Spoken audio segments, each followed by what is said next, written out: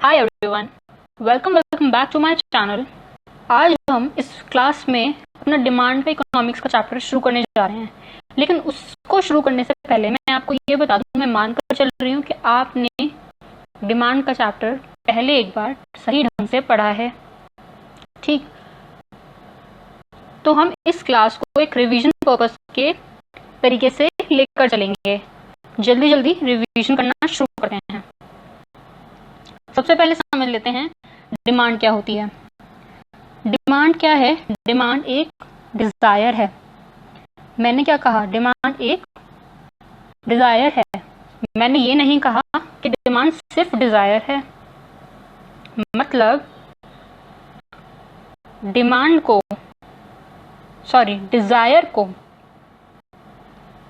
Dzire को demand बनने के लिए तीन चीजों की जरूरत होती है। वो तीन चीजें क्या हैं?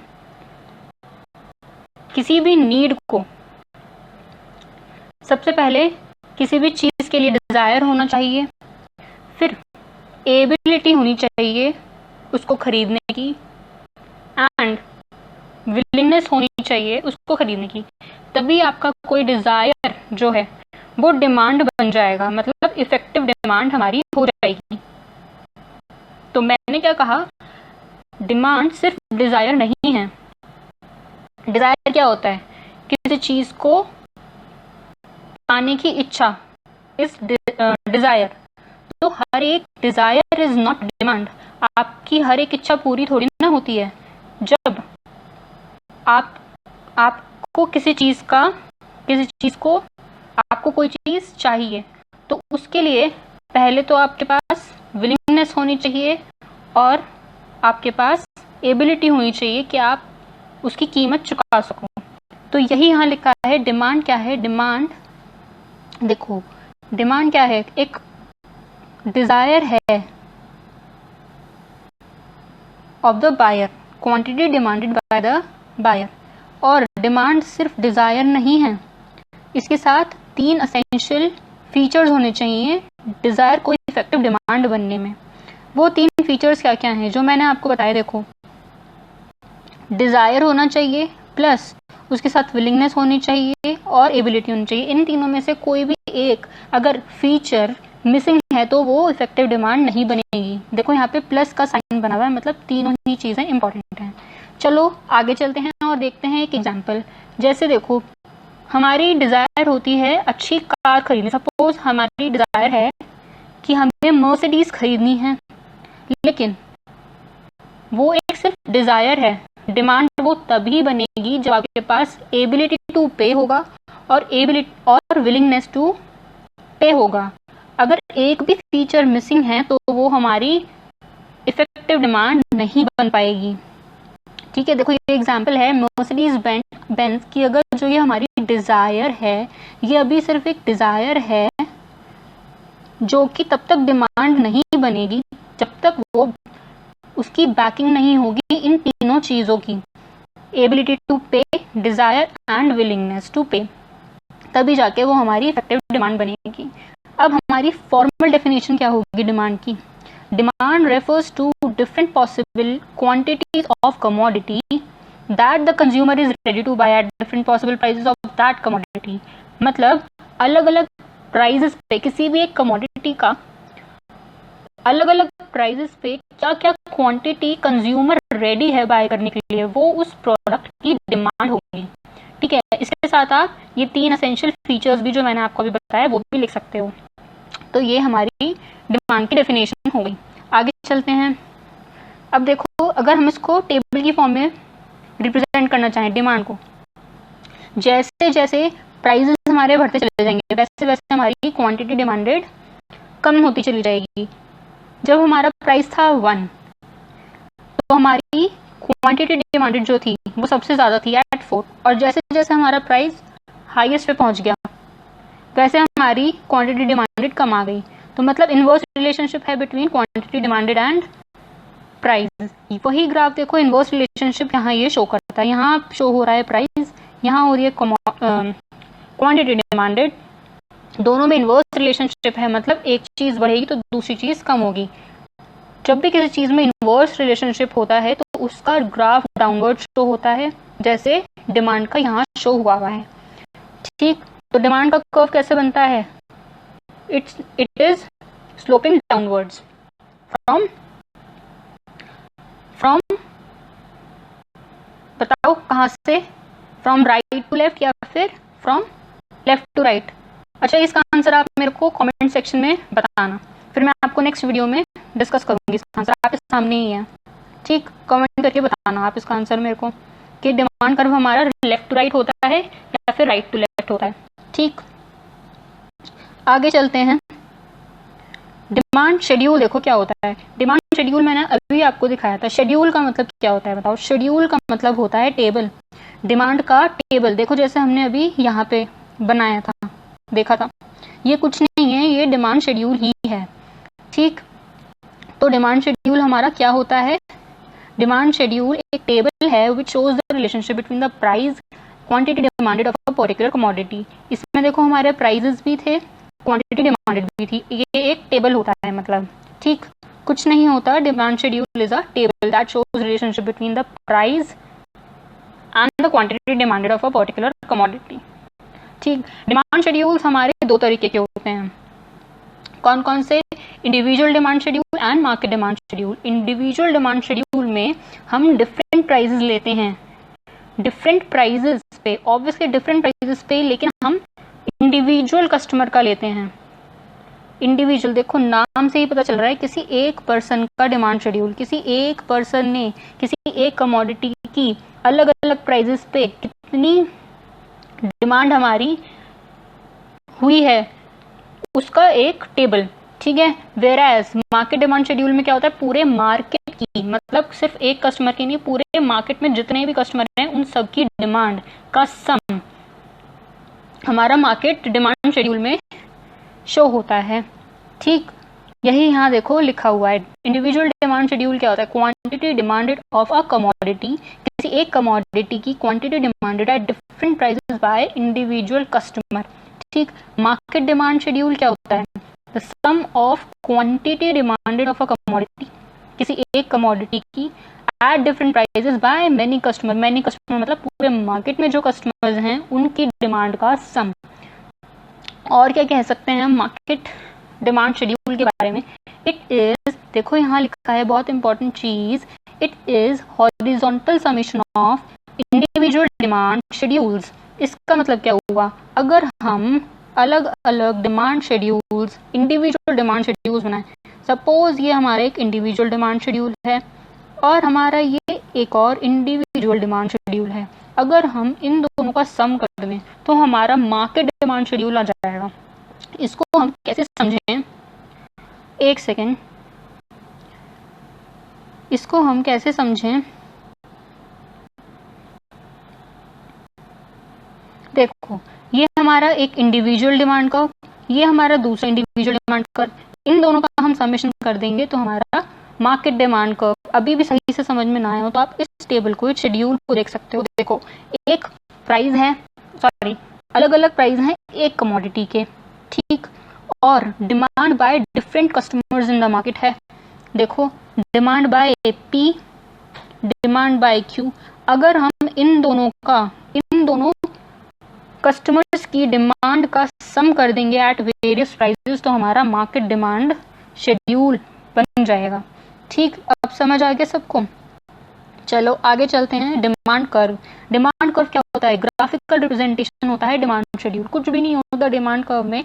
डिमांड कर्व क्या होता है? ग्राफ पे हम बनाते हैं डिमांड शेड्यूल। डिमांड शेड्यूल मतलब ये वाला शेड्यूल, जो ये हमने शेड्यूल बनाया है, इसको अगर हम ग्राफ पे प्लॉट कर देंगे तो डिमांड कर्व बन जाएगा। यही यहाँ पर लिखा है। Demand curve is a graphical representation of demand schedule.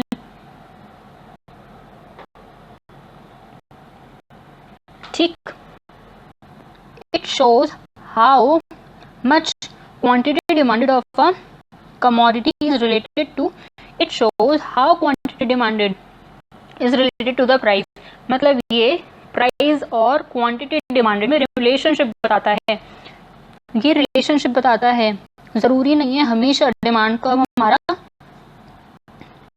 Negatively या डाउनवर्ड स्लोप हो, हमेशा यही जरूरी नहीं है, कुछ एक्सेप्शंस हैं जहां ये अपवर्ड भी जाता है, ये एक्सेप्शंस होते हैं, इनको हम अभी आगे पढ़ेंगे। ठीक, तो कैसा यहाँ पर हमने देखा कि ये एक रिलेशनशिप बताता है जो कि पॉजिटिव रिलेशनशिप भी हो सकता है और नेगेटिव रिलेशनशिप भी होता है। Normally demand curve inverse relationship show करता है between price and quantity demand, मतलब negative relationship between the price and quantity demanded. ठीक, देखो यहाँ पे ये डाउनवर्ड स्लोप है। ठीक, आगे देखते हैं। अब हमारा जो डिमांड कर्व जो होता है, जो हमारा जो डिमांड है मार्केट में, जो हमारी डिमांड है उसको हमें एक्सप्रेस करना होता है। ठीक, उसको हम 3 तरीके से एक्सप्रेस करते हैं, demand function, demand schedule and demand curve. हमने ये कर लिया, हमने ये कर लिया, अब हमारा डिमांड फंक्शन रह जाता है। डिमांड फंक्शन देखते हैं क्या होता है। डिमांड फंक्शन कुछ नहीं होता, डिमांड फंक्शन एक एल्जेब्रिक फॉर्म होता है of expressing the demand. Customer कितना डिमांड कर रहे हैं उसको एक्सप्रेस करना है एल्जेब्रिक फॉर्म में। जैसे हम डिमांड शेड्यूल में क्या कर रहे थे, हम टेबल की फॉर्म में एक्सप्रेस कर रहे थे कंज्यूमर्स की डिमांड को। ठीक, वैसे ही डिमांड फंक्शन में एल्जेब्रिक एक्सप्रेशन होता है। ठीक, फंक्शन को हम fx से रिप्रेजेंट करते हैं। ठीक, वैसे ही हम डिमांड का फंक्शन को रिप्रेजेंट करेंगे। यहाँ पे px क्या है, प्राइस ऑफ ओन कमोडिटी। ठीक, आगे देखो,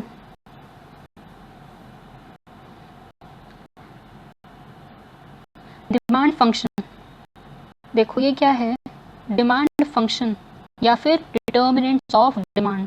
हम डिमांड जो एक फंक्शन नहीं होता जो डिमांड को इफेक्ट करता है, बहुत सारे फंक्शंस होते हैं जो डिमांड को इफेक्ट करते हैं, जो हम अभी पढ़ने जा रहे हैं। डिटर्मिनेंट्स ऑफ डिमांड भी हम डिमांड फंक्शंस को बोलते हैं। ऐसे फंक्शंस जो हमारा डिमांड को डिटरमाइन करने में हेल्प करते हैं उन्हें हम डिटर्मिनेंट्स ऑफ डिमांड कहते हैं या फिर डिमांड फंक्शन कहते हैं। ठीक, हमारे बहुत सारे डिमांड फंक्शंस होते हैं, जैसे देखो डिमांड ऑफ गुड एक्स, ये है डिमांड ऑफ गुड एक्स। फिर हमने फंक्शन लगा दिया एक ये, और फिर हमने ये सारे फंक्शंस देखे। ये इन फंक्शंस का देखो मतलब क्या होता है, ये मैंने नीचे देखो डिफाइन किया हुआ है। ये है price of good X, price of related goods, Y क्या है कस्टमर की इनकम, टी क्या है taste and fashion, expectation of consumer. ऐसे मैंने ये सब डिफाइन किए हैं। देखो पॉपुलेशन साइज और डिस्ट्रीब्यूशन ऑफ इनकम, एक एक करके हम पढ़ते हैं कि ये फंक्शंस डिमांड पे एक एक करके कैसे इम्पैक्ट डालते हैं, पॉजिटिव, नेगेटिव या नो चेंज। चलो एक एक करके हम इनको देखते हैं। सबसे पहले देखते हैं price of good x. Suppose किसी कमोडिटी जिसका नाम है एक्स, उसके प्राइस राइज हो गए, तो हमें पता है इनवर्स रिलेशनशिप होता है। अगर उस कमोडिटी के price of own price of commodity अगर राइज होगा तो डिमांड फॉल होगी, इनवर्स रिलेशनशिप, ये हमें पता है। नेगेटिव रिलेशनशिप हमारा हो जाता है। फिर आता है रिलेटेड गुड्स। देखो अगर किसी प्राइस के जो रिलेटेड गुड्स हैं, रिलेटेड गुड्स अगर किसी रिलेटेड गुड्स के हमारी गुड एक्स था, उसका जो रिलेटेड गुड्स होगा, मतलब रिलेटेड गुड्स 2 तरीके के होते हैं। कितने तरीके के होते हैं? 2 तरीके के होते हैं। एक होते हैं सब्स्टिट्यूट गुड्स, एक होते हैं कॉम्प्लीमेंट्री गुड्स। सब्स्टिट्यूट गुड्स क्या होते हैं? सब्स्टिट्यूट गुड्स वो गुड्स होते हैं जिनको हम गुड एक्स से रिप्लेस कर सकते हैं किसी नीड को सेटिस्फाई करने के लिए। वेयरएज कॉम्प्लीमेंट्री गुड्स वो गुड्स होते हैं जो एक दूसरे का यूज को कंप्लीट करते हो। मतलब अगर हमको कोई नीड सेटिस्फाई करनी है तो दोनों ही गुड्स का होना होना ज़रूरी है, मतलब नीड को सेटिस्फाई करने के नीड जो है हमारी दोनों पे ही डिपेंड करती है। यही यहाँ लिखा है, देखो कॉम्प्लीमेंट्री गुड्स क्या होते हैं, goods that can be used that are used together to satisfy the consumer want. उनको हमें एक साथ ही यूज करना होता है to satisfy the customer want, whereas the substitute goods जो एक दूसरे की प्लेस पर यूज हो सकते हो to satisfy a common want. ये हो गए हमारे सब्स्टिट्यूट गुड्स। ठीक, अब आगे देखते हैं इसमें। ठीक है, ये हो गए हमारे सब्स्टिट्यूट गुड्स। इनके बारे में हम थोड़ा सा और देख लेते हैं, एक सेकेंड। अब हम इनके एग्जांपल्स भी देख लेते हैं जिससे कि हमारी अंडरस्टैंडिंग और भी ज़्यादा क्लियर हो जाएगी। देखो सब्स्टिट्यूट गुड्स, मैंने कहा कि एक कोई गुड एक्स है, तो अगर कोई ऐसा गुड है जो उसका ही जैसा है, जैसे सब्स्टिट्यूट गुड्स का एग्जाम्पल होगा कोक एंड पेप्सी, दोनों सेम है, फ्रूटी एंड माजा। ठीक, rise in the price of substitute good, suppose Coke के प्राइजेस राइज हो गए हमारे, तो उससे क्या होगा, कोक की डिमांड जो है वो कम हो जाएगी, और पेप्सी की डिमांड क्या होगी, वो राइज कर जाएगी। ठीक, सब्स्टिट्यूट गुड्स का एग्जांपल क्या है, car, petrol, shoes and socks, pen and ink. अगर एक कॉम्प्लीमेंट्री गुड्स की जो हमारा प्राइस है वो फॉल करता है, ठीक है, अगर फॉल करता है तो demand of the other good will rise. देखो उसका उल्टा यहाँ लिखा है, अगर हमारे कॉम्प्लीमेंट्री गुड्स की प्राइस राइज होती है, उससे क्या होगा, हमारे दूसरे गुड्स की जो डिमांड है वो फॉल कर जाएगी। ठीक है, अब एक सबसे इम्पॉर्टेंट चीज़ इस कॉन्सेप्ट में हमारी आ रही है, जो कि है ये, हमारा कैसा रिलेशनशिप, कैसा कॉस्ट प्राइस इफेक्ट जो होता है सब्स्टिट्यूट के गुड्स के केस में कैसा होता है, पॉजिटिव क्रॉस प्राइस इफेक्ट होता है, वेराइज कॉम्प्लीमेंट्री गुड्स के केस में नेगेटिव होता है। ठीक, आगे चलते हैं। फिर हमारी income of the consumer, demand को कैसे, जो हमारे कस्टमर हैं उसकी इनकम कैसे इफेक्ट करती है डिमांड को, ये देख लेते हैं। अब देखो 3 तरीके के गुड्स होते हैं, इसमें हम 3 तरीके के गुड्स के बारे में पढ़ेंगे। कौन कौन से, नॉर्मल गुड्स जिनको हम सुपीरियर गुड्स भी बोलते हैं, या inferior goods, cheap necessities of life जिनको हम एसेंशियल गुड्स भी बोलते हैं। तो जो नॉर्मल गुड्स होते हैं वो गुड्स होते हैं जो जिन गुड्स की जो डिमांड है वो राइज करती है with the rise in the income of the consumer. ठीक, जैसे एक्सपेंसिव गुड्स जो हमारे होते हैं, जब इनकम कस्टमर की राइज होती है तो उन गुड्स की भी राइज होती है हमारी डिमांड, और अगर इनकम फॉल होती है तो डिमांड भी फॉल होती है। ये सुपीरियर गुड्स कहलाते हैं। ठीक, फिर आते हैं हमारे इन्फीरियर गुड्स। इन्फीरियर गुड्स मतलब लो क्वालिटी के गुड्स, मतलब जैसे हमारे कस्टमर की इनकम फॉल होगी तो डिमांड जो है वो इन्फीरियर गुड्स की ऊपर जाती है, क्योंकि वो चीप होते हैं, आपको स्पेंड कम करना पड़ेगा और आपको क्वांटिटी ज़्यादा मिल जाएगी। ठीक, फिर आते हैं चीप नेसेसिटीज़ ऑफ लाइफ, इनको एसेंशियल गुड्स भी बोलते हैं। अब चीप नेसेसिटीज़ ऑफ लाइफ मतलब चाहे कस्टमर की इनकम बढ़े या घटे, उनकी डिमांड बिल्कुल सेम रहती है। इसका एक बहुत अच्छा एग्जांपल है, दैट इज़ सॉल्ट। ठीक है, सॉल्ट यूज़ होता ही होता है चाहे कस्टमर की इनकम बढ़े या कम हो। ठीक, हमको ये इनकम ऑफ द कंज्यूमर कैसे अफेक्ट करती है डिमांड को, ये समझ में आ चुका है। कैसे इफेक्ट करती है, नॉर्मल गुड्स, इन्फीरियर गुड्स और cheap necessities of life. Normal goods में कैसे, इनकम राइज होगी तो डिमांड भी राइज होगी। इन्फीरियर गुड्स में ऑपोजिट है, इनकम फॉल होगी तो डिमांड राइज होगी।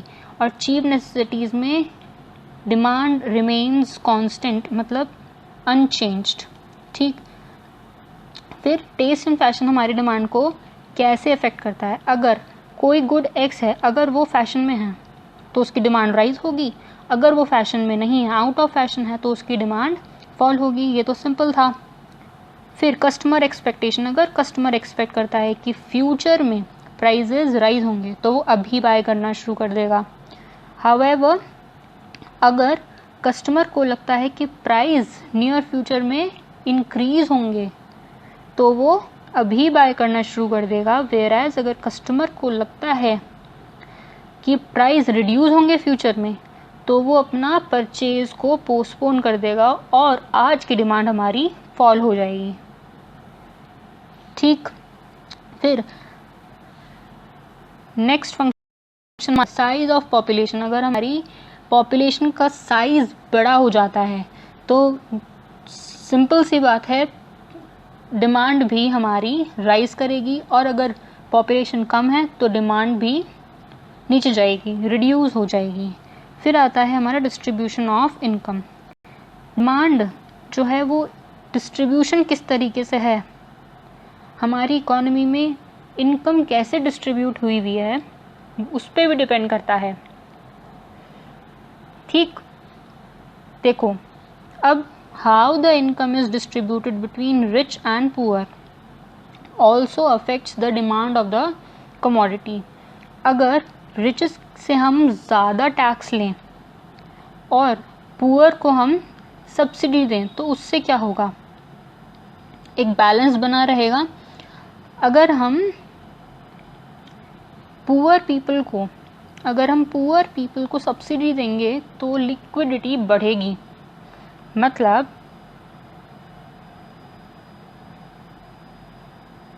इकोनॉमी में लिक्विडिटी बढ़ेगी, मतलब कैश इन हैंड ज़्यादा होगा तो कमोडिटीज़ की डिमांड भी बढ़ेगी। इस तरीके से हमारी डिस्ट्रीब्यूशन ऑफ इनकम हेल्प करती है डिमांड को इंक्रीज या डिक्रीज करने में। अगर गवर्नमेंट चाहती है कि डिमांड किसी चीज़ की कम हो जाए तो वो लिक्विडिटी सोक कर लेती है बाय इम्पोजिंग टैक्सेस। ठीक, और अगर गवर्नमेंट चाहती है कि डिमांड इंक्रीज हो जाए किसी चीज़ की मार्केट में तो वो लिक्विडिटी इंजेक्ट करती है मार्केट में, दैट इज सब्सिडीज देती है। ठीक है, फिर कुछ अदर फैक्टर्स हैं जो कि अफेक्ट करते हैं हमारे डिमांड को।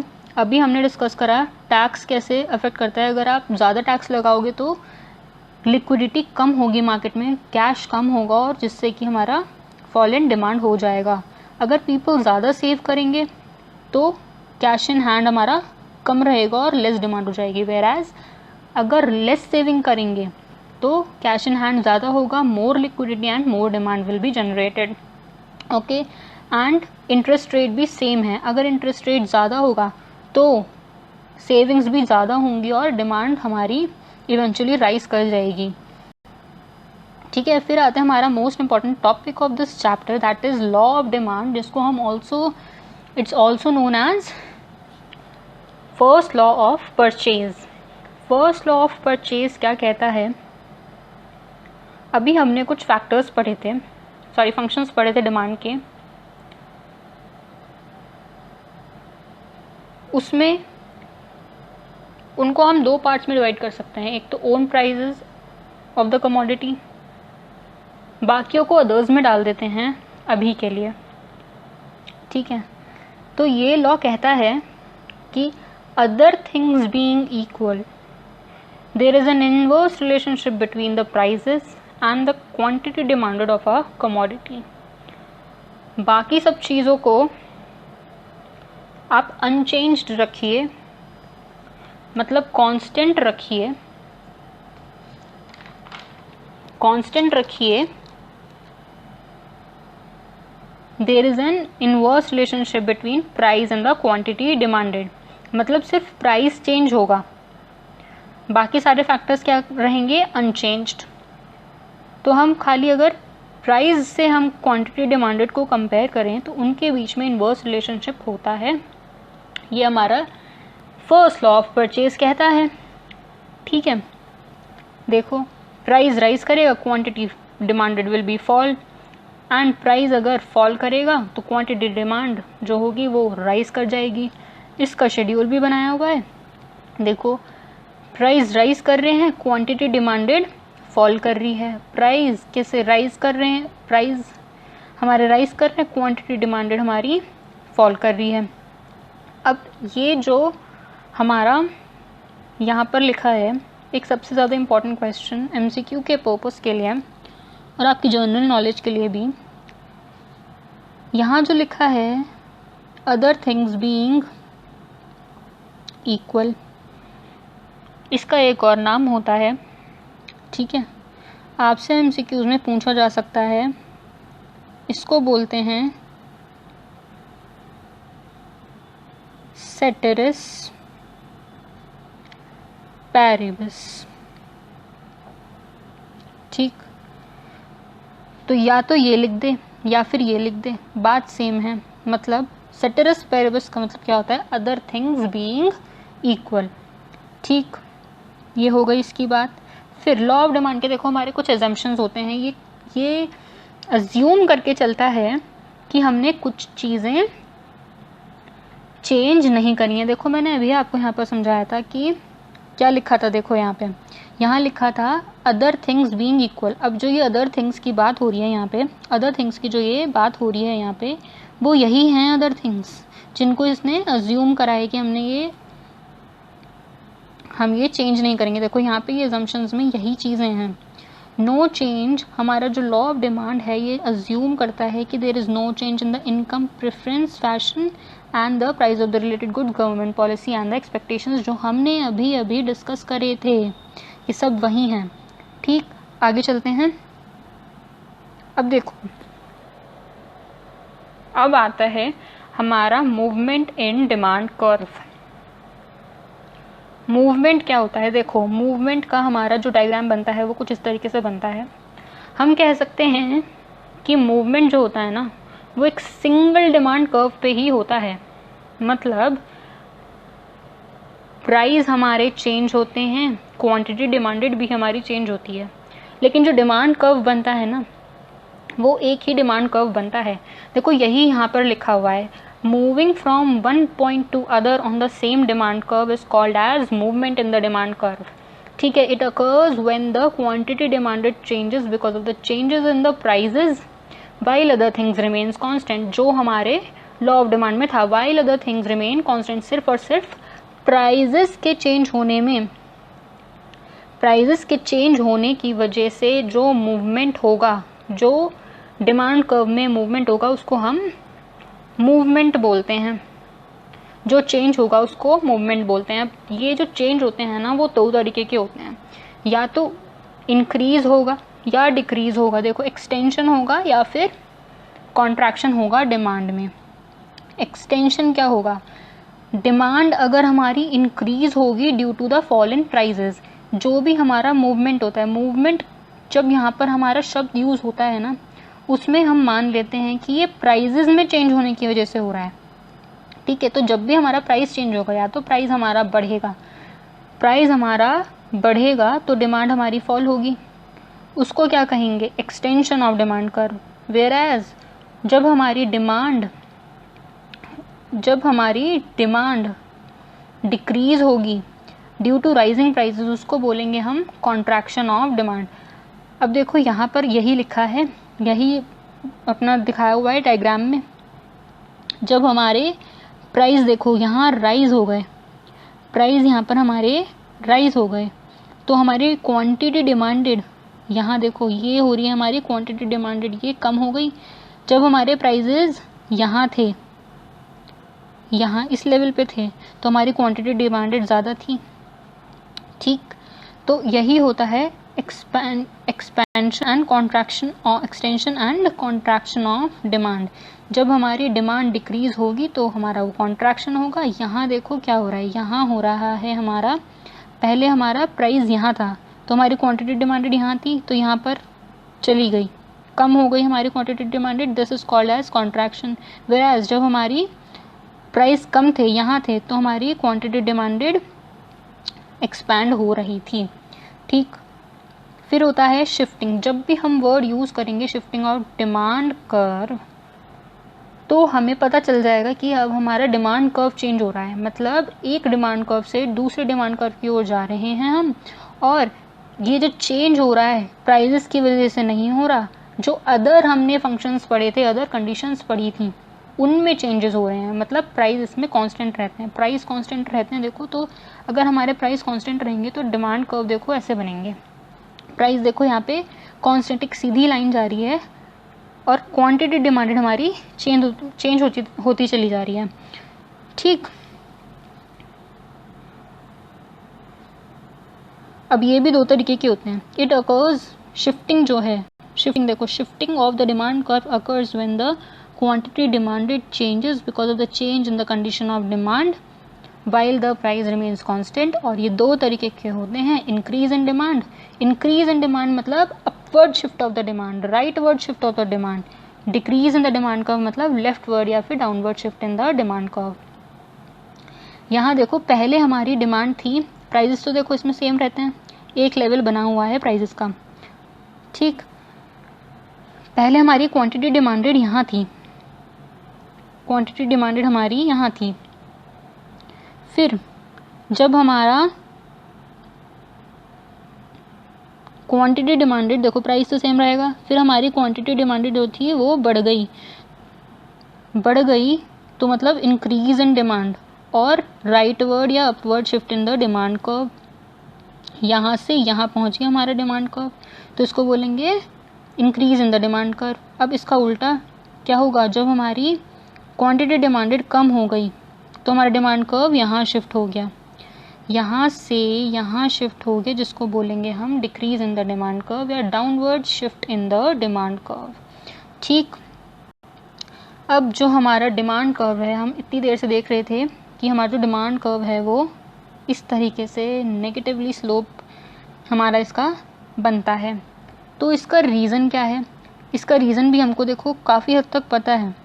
जब हमारे प्राइजेज़ राइज करेंगे तो हमारी डिमांड फॉल कर जाएगी, और जब हमारे प्राइजेज़ कम होंगे डिमांड हमारी ऊपर चली जाएगी। तो इस इन्वर्स रिलेशनशिप की वजह से ही तो ये जो है हमारा डिमांड कर्व जो है स्लोप करता है डाउनवर्ड्स, तो ये तो हमको पता है। बट इसके अलावा भी और रीजंस होते हैं, जैसे law of diminishing marginal utility के वजह से हमारा डिमांड कर्व नीचे जाता है, इनकम इफेक्ट की वजह से हमारा डिमांड कर्व नीचे जाता है, सब्स्टिट्यूशन इफेक्ट और डाइवर्स यूज ऑफ कमोडिटी, और एक और रीज़न है that is change in number of buyers. ठीक है, ये हमारे रीजंस हो गए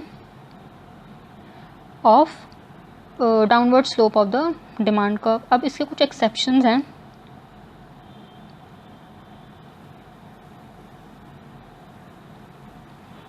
होल्ड ऑन,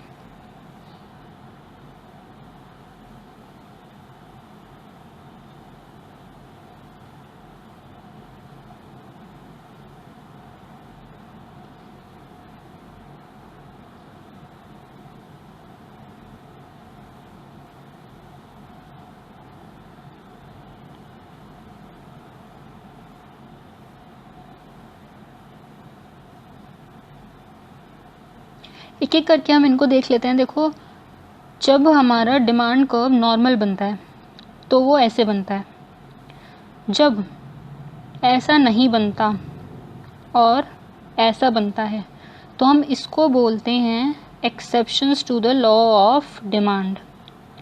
ठीक है, अभी हम देखेंगे कि एक्सेप्शंस कौन कौन से हैं। ठीक है, अभी के लिए इतना ही, और अब हम एक एक करके देख लेते हैं कि क्या रीजंस हैं कि हमारा, जैसे हमने ये देखा था अभी, law of diminishing marginal utility की वजह से हमारा डाउनवर्ड स्लोप करता है डिमांड का।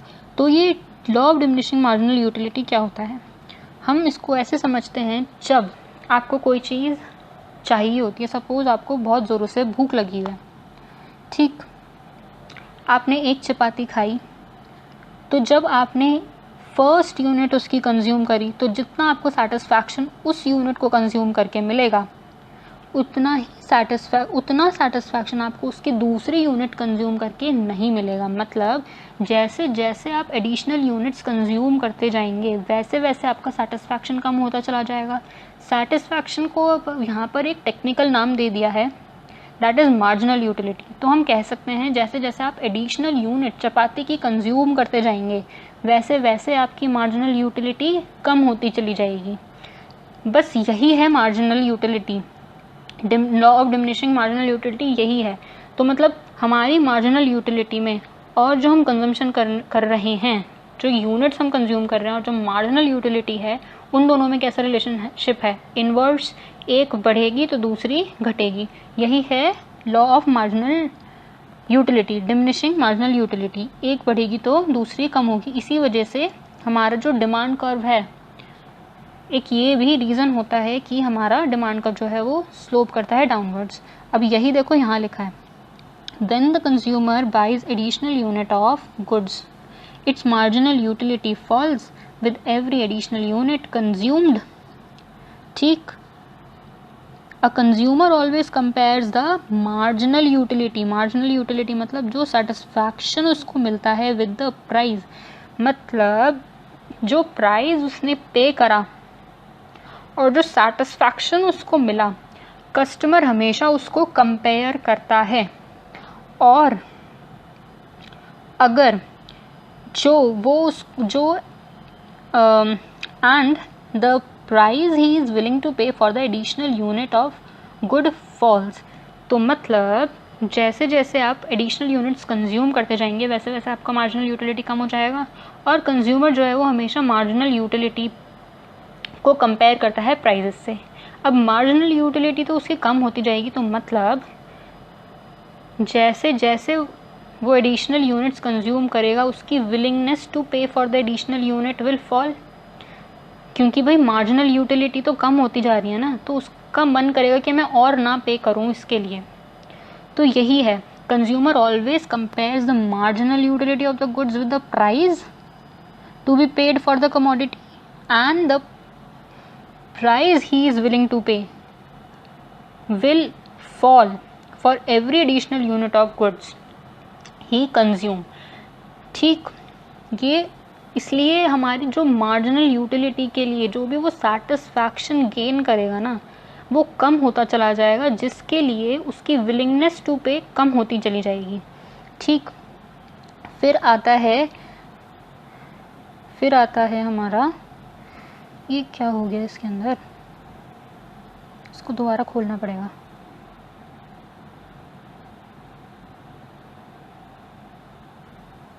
Hold on.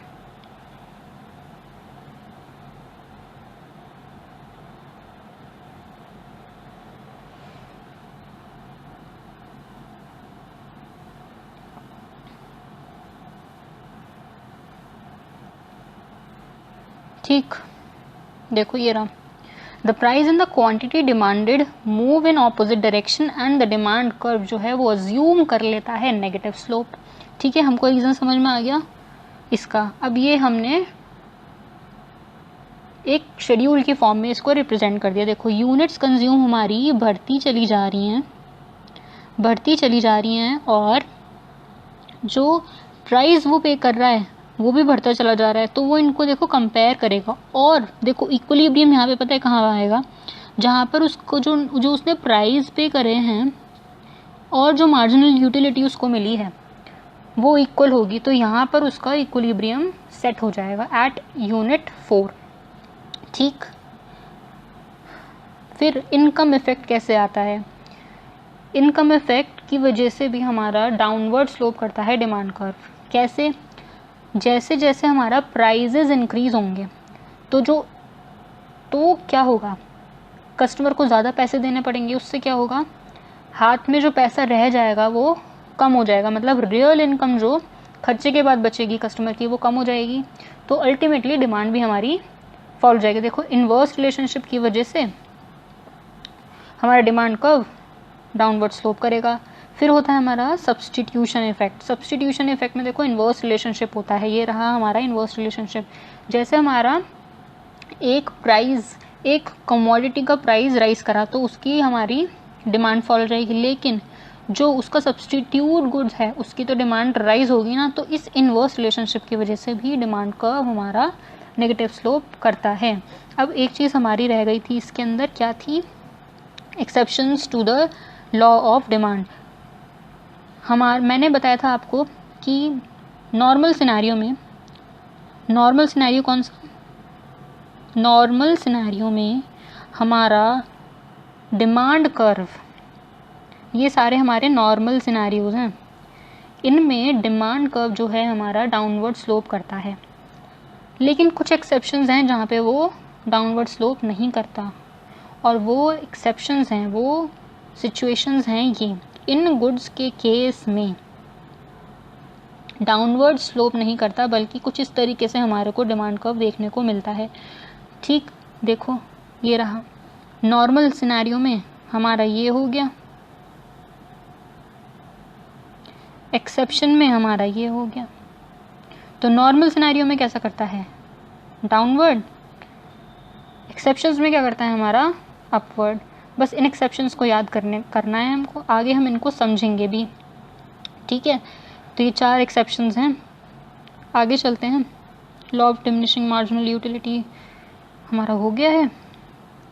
फिर आता है इलास्टिसिटी ऑफ डिमांड। क्या है इलास्टिसिटी ऑफ डिमांड? देखो सबसे पहले देखते हैं हम कि इलास्टिसिटी क्या है। The degree of responsiveness of demand to any of the determining factors. मतलब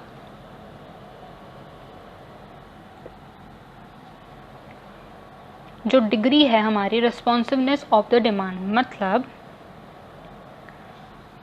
जब हमारी इलास्टिसिटी ऑफ डिमांड की बात आएगी तो हम कंपेयर करेंगे डिमांड को एंड अदर फैक्टर्स को।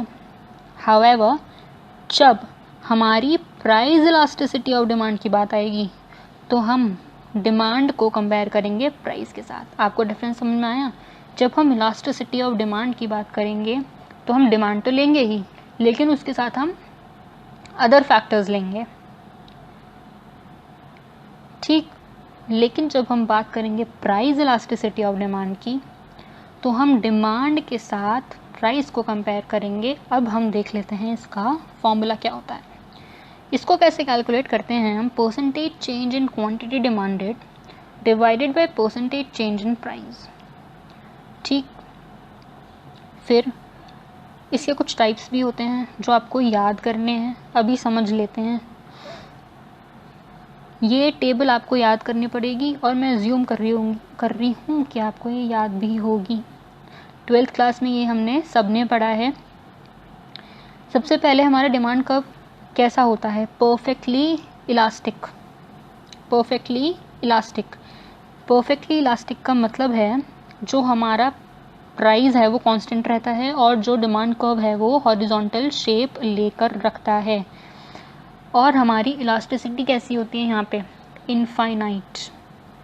ठीक, इसको बोलते हैं हम परफेक्टली इलास्टिक डिमांड कर्व। फिर होता है हमारा हाईली इलास्टिक डिमांड कर्व। इसका क्या मतलब है?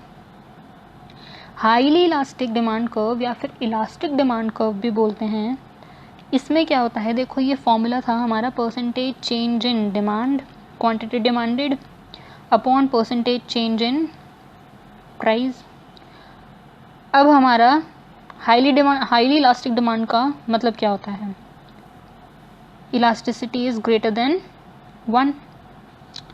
तो हमारा ये परसेंटेज चेंज इन प्राइस इधर आ जाएगा तो क्या बन जाएगा? क्या बन जाएगा? यह हमारा बन जाएगा percentage change in quantity demanded is greater than the percentage change in price. इसमें से क्वेश्चन भी पूछ सकता है एमसीक्यूज में। और सबसे इम्पोर्टेंट बात, हमारे हाईली इलास्टिक डिमांड कर्व की शेप कैसे होती है?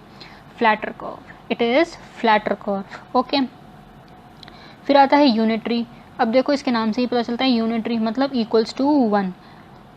दोनों क्वांटिटी डिमांडेड में जो चेंज होता है परसेंटेज वो और प्राइस हमारे इक्वल होते हैं, और जो शेप होती है हमारी कुछ इस तरीके की दिखती है और इसको हम रेक्टेंगुलर हाइपरबोला बोलते हैं।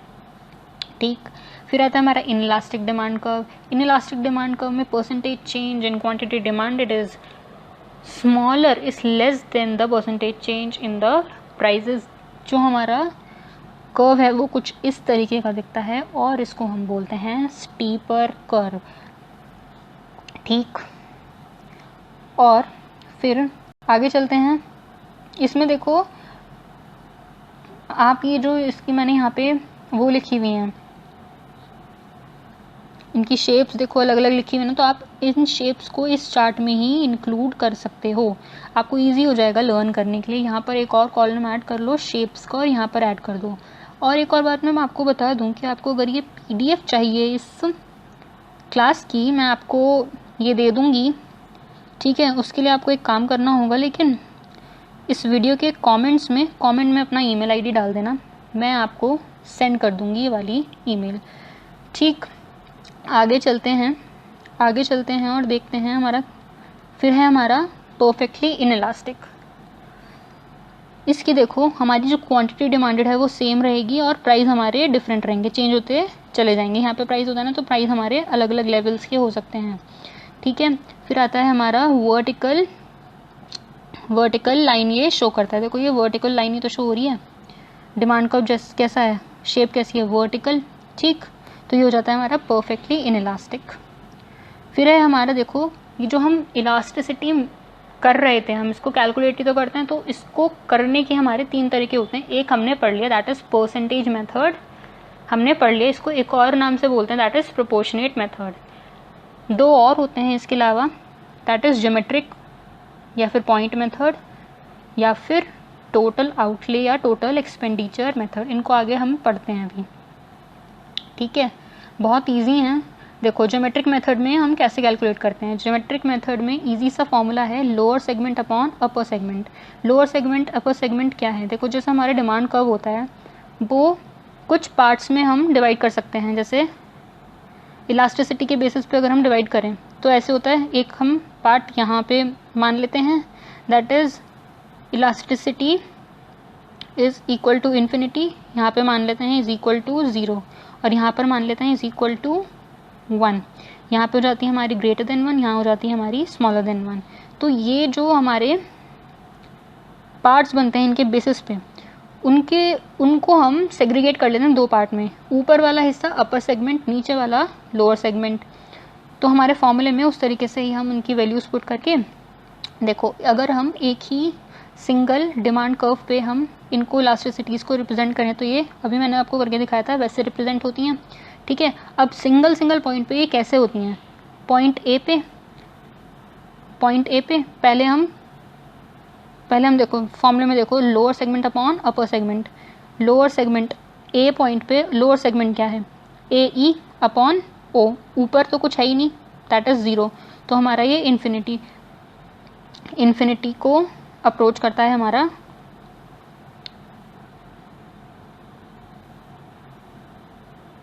Eight point A. क्या हो गया, ठीक। फिर क्या है हमारा एट पॉइंट बी। ऐसे ही करके हम इनको सबको कैलकुलेट कर लेते हैं, मतलब थोड़ा सा अलग तरीका हो जाता है हमारे को इलास्टिसिटीज़ में कैलकुलेट करने का। बस इसमें मेनली आप ये डायग्राम याद रखना, ठीक है, कैसे कैलकुलेट करते हैं हर एक पॉइंट पे इलास्टिसिटी और इसका फॉर्मूला, तो ये आपका आराम से हो जाएगा। फिर आता है हमारा टोटल एक्सपेंडिचर या टोटल आउटले मेथड। इसमें देखो 2 डायमेंशंस होते हैं, प्राइस और टोटल एक्सपेंडिचर, ठीक है। इनमें कैसा रिलेशनशिप होता है वो हम इसमें मेथड में पढ़ते हैं। टोटल एक्सपेंडिचर कैसे निकालते हैं, price into quantity.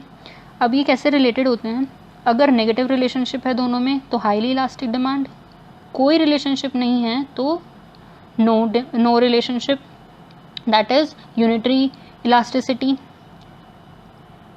Positive relation है तो इनइलास्टिक डिमांड।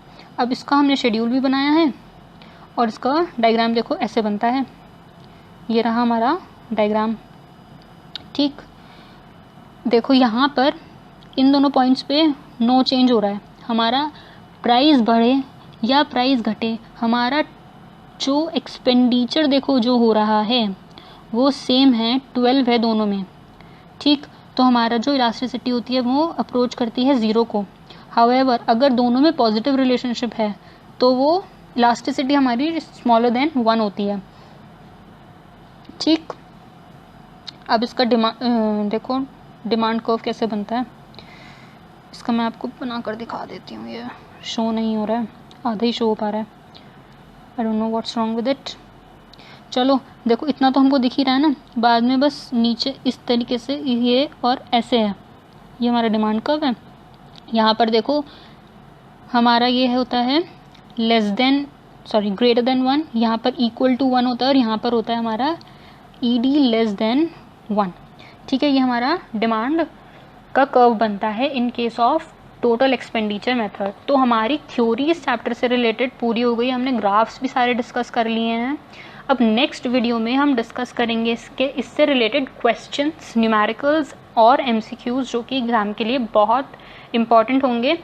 तो बस आज के लिए इतना ही रखते हैं। और अगर आप चाहते हैं मैं ऐसे ही लंबी वीडियोस लेकर आऊँ, मतलब फुल रिवीजन वीडियोस, जिससे आपको इजी रहे रिवाइज करने में। देखो इस चैप्टर में कुछ भी नहीं था, एक हमको रिवाइज करना था। 12th क्लास में हम सब ने ये पढ़ा है, तो जल्दी से एक गो में आपका रिवीजन हो गया। अब हम इसकी प्रैक्टिस करेंगे नेक्स्ट सेशन में। तो आपको अगर ये वीडियो अच्छी लगी हो, अपने फ्रेंड्स के साथ शेयर करना, लाइक करना। कोई क्वेश्चन हो तो कमेंट्स में पूछ लेना। आप अगर इसके नोट्स लेना चाहते हो मुझसे, ये PDF मैं आपको मेल कर दूंगी, कमेंट्स में अपनी मेल डाल देना। ठीक, तो आज के लिए हम इतना ही रखते हैं। वीडियो को लाइक करना, शेयर करना और चैनल को सब्सक्राइब करना। मिलते हैं नेक्स्ट वीडियो में, तब तक के लिए बाय।